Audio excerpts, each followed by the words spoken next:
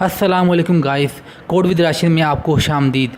आज की इस वीडियो में हम डिक्शनरी के बारे में मज़ीद कुछ मेथड्स कवर अप करने वाले हैं। तो शुरू करते हैं पहले मेथड से, और वो है कि हम डिक्शनरी को कैसे क्लियर कर सकते हैं। तो डिक्शनरी को क्लियर करने के लिए हम सबसे पहले लिखेंगे डिक्शनरी का नाम, जो कि हमारे पास कार्डिक्ट है। उसके बाद द क्लियर फंक्शन। तो ये फंक्शन इसको हम प्रिंट कर लेते हैं और देखते हैं इसका आउटपुट क्या है। इस प्रोग्राम को चलाने के बाद हमने देखा कि इस फंक्शन ने डिक्शनरी की तमाम कीज़ और वैल्यूज़ को रिमूव कर दिया और फाइनली एक एम्प्टी डिक्शनरी को प्रोड्यूस कर दिया। तो गाइस, ये हमारे पास पहली एग्जांपल थी डिक्शनरी की। अब हम दूसरी प्रॉपर्टी देखते हैं, और वो है हम डिक्शनरी को कॉपी कैसे कर सकते हैं। आप लोग ये सोच रहे होंगे कि इसको कॉपी करने के लिए हम सिंपली लिखेंगे कार्डिक्ट2 इज़ इक्वल टू कार्डिक्ट1। और अगर इस केस में अगर हम लोग डिक्शनरी 2 को प्रिंट करते हैं तो देखते हैं हमारे पास एक वैलिड डिक्शनरी प्रिंट हुई है। चलिए इसको चलाते हैं। तो हमारे पास आउटपुट में एक वैलिड डिक्शनरी आ चुकी है, बट यहाँ पे एक प्रॉब्लम है। यहाँ पे कार्डिक्ट2 जो है वो कार्डिक्ट1 का रेफरेंस है। इसका क्या मतलब है? इसका मतलब है कि अगर हम लोग कार्डिक्ट1 में कोई चेंज करते हैं, लेट से हम कलर की प्रॉपर्टी ऐड करते हैं इज इक्वल टू ब्लैक, तो ये प्रॉपर्टी कार्डिक्ट2 में भी ऐड हो जाएगी। चलिए इस प्रोग्राम को चलाते हैं और देखते हैं क्या आउटपुट प्रोड्यूस हुआ है। इसको चलाने के बाद हमने देखा कि कार्डिक्ट2 के अंदर कलर की प्रॉपर्टी ऐड हो चुकी है। ऐसा क्यों हुआ है? बिकॉज कार्डिक्ट2 जो है कार्डिक्ट1 का रेफरेंस है। तो इस सिचुएशन को अवॉइड करने के लिए हम लोग डिक्शनरी का बिल्ट फंक्शन जो है वो कॉपी फंक्शन यूज़ कर सकते हैं। तो हम लिखेंगे कार्डिक्ट2 is equal to card dict dot copy.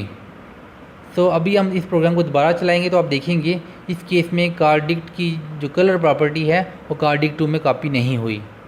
तो रेफरेंस को अवॉइड करने के लिए हम पाइथन का डिक्शनरी का बिल्ट फंक्शन कॉपी यूज़ कर सकते हैं। तो गाइस, ये हमारे पास सेकेंड एग्जाम्पल थी।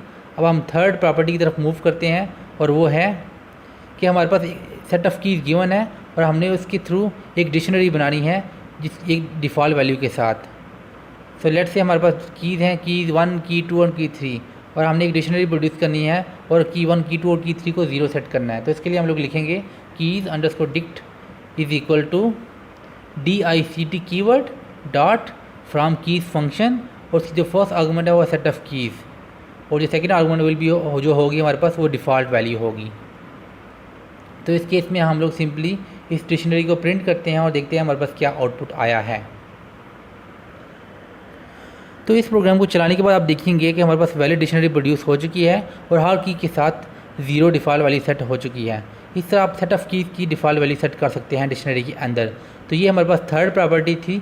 अब हम अपनी फोर्थ और आखिरी प्रॉपर्टी को देखते हैं, और वो ये है कि अगर हम लोग डिक्शनरी के अंदर से कोई की फेच करने की कोशिश करते हैं, अगर वो की नहीं मिलती तब हम उस की कोई डिफ़ॉल्ट वैल्यू सेट कर देते हैं। सबसे पहले हम लोग डिक्शनरी को प्रिंट करते हैं और देखते हैं क्या आउटपुट आता है। हमने डिक्शनरी को प्रिंट किया तो हमारे पास 3 कीज़ हैं इसमें, ब्रांड, मॉडल और ईयर। अब हम लोग लिखेंगे कार्डिक्ट डॉट सेट डिफ़ॉल्ट, और उसके बाद की वैल्यू जो हमारे पास ये लिखते हैं हम लोग। उसके बाद अगर की नहीं मिलती तो हम लिखते हैं 2000 डिफ़ॉल्ट वैल्यू। इसके बाद हम लोग डिक्ट को प्रिंट कर लेते हैं। इसके अलावा हम जो ऊपर वाले स्टेटमेंट उसको भी प्रिंट कर लेते हैं और देखते हैं क्या रिटर्न होता है इस केस में। तो इस केस में क्या होगा? अगर ईयर जो है डिक्शनरी में नहीं मिलता तो 2000 ईयर के लिए सेट हो जाएगा और ये ईयर की वैल्यू पर डिक्शनरी में ऐड हो जाएगा।